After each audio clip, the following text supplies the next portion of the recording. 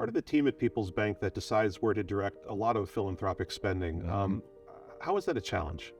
Well, it's a challenge, one, because there's so much need in the community, and we receive application grant requests from so many organizations. So one challenge is you can only fund so much. Sure. And so that's a problem for us. But we have funding focus areas, so areas that the bank has decided is most important for them to fund, and that's areas like housing and food insecurity and sustainability, social services, et cetera. So the real challenge is when you have to say no.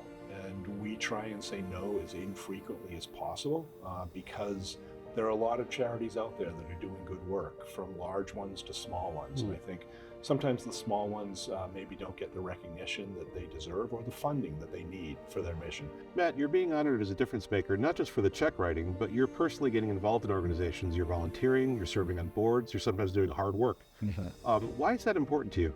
A couple of reasons. One, I think you really get to know an organization when you roll up your sleeves and you work with them, whether it's on a board, on a committee, or raking leaves or cleaning up a vacant lot. And so I think knowing the organization helps us really figure out who's passionate and committed and dedicated to the cause. But I'm not alone at the bank in doing what I do in terms of joining boards and working on committees and cleaning up vacant lots.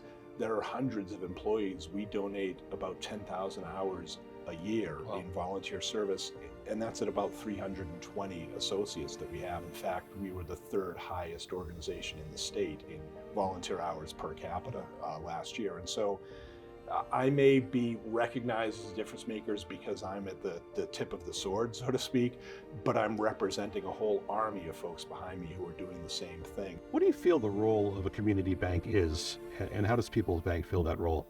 You know, a community bank is of the community, and personally for People's Bank, we're a mutual bank, which means we're not publicly owned, we don't have stock, we are owned by our depositors.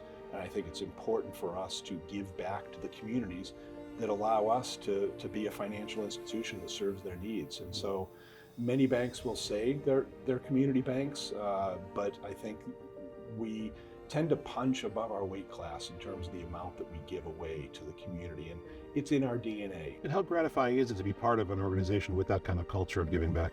Oh, it's tremendously gratifying, and associates throughout the organization, from the very top to the entry-level positions, I think all feel that commitment to the community. And when people are interviewing with us, they will often say, I want to work at an organization that is committed to the community. And I think that in terms of employee engagement and just making sure that our associates are really connected to the organization, having that run through our DNA really helps people feel like, yes, they have a job and they're bringing home a paycheck, but they're also giving back